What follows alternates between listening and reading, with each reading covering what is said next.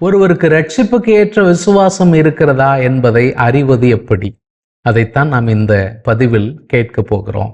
விசுவாசி ஒருவர் ரட்சிப்பிற்கு ஏற்ற நம்பிக்கை உடையவராய் இருக்கிறார் என்பதை அறிய உதவும் 2 பகுதிகளை நாம் காணலாம். ஒன்று, நமக்குள் ஆராய வேண்டிய காரியங்கள். மற்றொன்று, நமக்கு புறம்பே செய்ய வேண்டிய பரிசோதனைகள். முதலில் உள்ளான ஆய்வுக்காக நாம் கேட்க வேண்டிய சில கேள்விகள். 1, எனது விசுவாசம் தேவனிடத்தில் இருக்கிறதா அல்லது விசுவாசத்தின் மீது இருக்கிறதா? மெய்யான விசுவாசம் என்பது ஆண்டவருடைய உண்மையை நம்புவது, நம்முடைய உண்மையை அல்ல. நாம் உண்மை இல்லாதவர்களாய் இருந்தாலும் அவர் உண்மை உள்ளவர்களாய் இருக்கிறார். அவர் தம்மை தாம் மறுதலிக்க மாட்டார் என்று பவுல் சொல்லுகிறார். இந்த வேளையில கொரிந்தியருக்கு பவுல் சொன்ன உத்தரவை கூட நாம் இங்கே குறிப்பிடுவது நலமாயிருக்கும். நீங்கள் விசுவாசம் உள்ளவர்களோவென்று உங்களை நீங்களே சோதித்து அறியுங்கள், உங்களை நீங்களே பரீட்சித்து பாருங்கள். இயேசு கிறிஸ்து உங்களுக்குள் இருக்கிறார் என்று உங்களை நீங்களே அறியீர்களா? நீங்கள் பரீட்சைக்கு நில்லாதவர்களாய் இருந்தால் அறியீர்கள். 2வதாக, என் நோக்கம் சரியானதாக இருக்கிறதா? மலையையே பெயர்க்கத்தக்க விசுவாசம் எனக்கு இருந்தாலும் அன்பு இராவிட்டால் நான் ஒன்றுமில்லை. தவறான நோக்கத்துடன் கூடிய மாபெரும் நம்பிக்கை பயனற்றதாய் போய்விடும். 3வதாக, எனக்குள் கேட்க வேண்டிய இன்னொரு கேள்வி, ஆவியானவருடைய சாட்சியை நான் அறிந்திருக்கிறேனா? உண்மையான விசுவாசம் பரிசுத்த ஆவியானவரால் உறுதிப்படுத்தப்பட்டு நாம் தேவனுடைய பிள்ளைகள் என்கிற நிச்சயத்தை நமக்கு தருகிறது.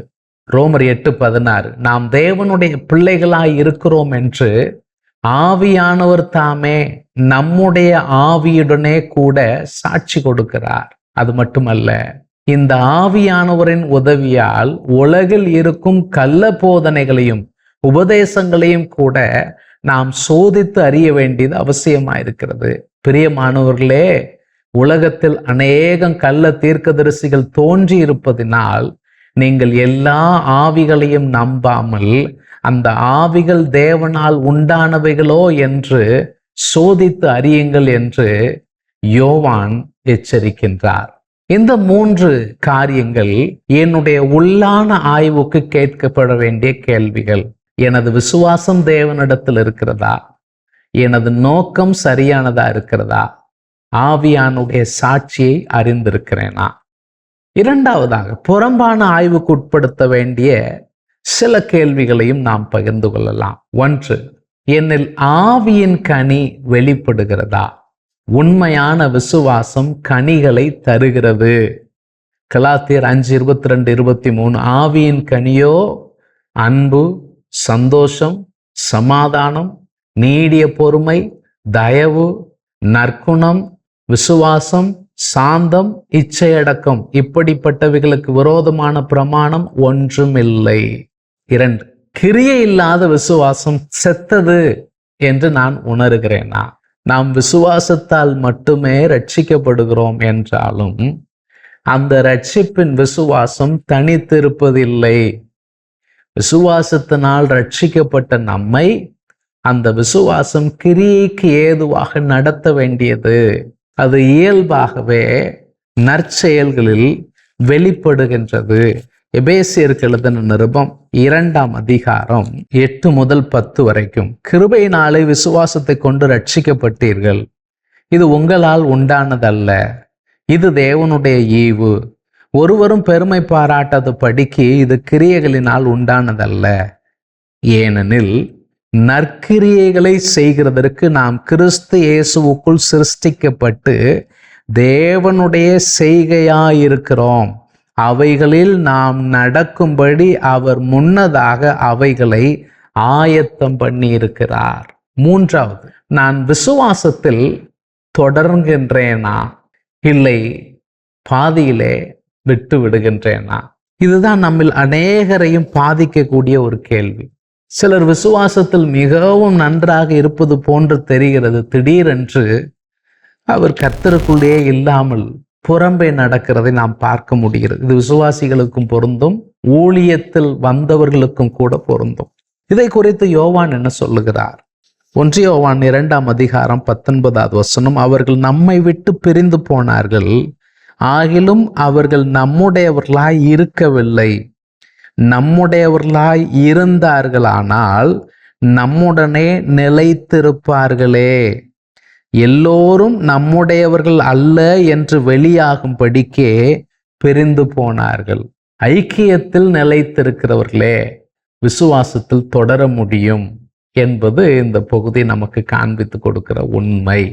4வதாக, நான் சிட்சையை ஏற்றுக்கொண்டு கற்றுக்கொள்வதை விரும்புகின்றேனா? எபிரேயர் 12ஆம் அதிகாரம் 5வது வசனம், அன்றியும் என் மகனே, கர்த்தருடைய சிட்சையை அற்பமாக எண்ணாதே, அவரால் கடிந்து கொள்ளப்படும் போது சோர்ந்து போகாதே.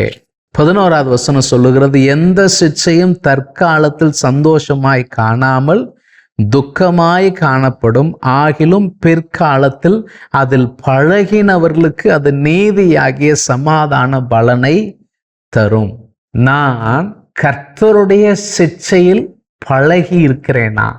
கடைசி கேள்வி, என்னில் அன்பு வெளிப்படுகிறதா?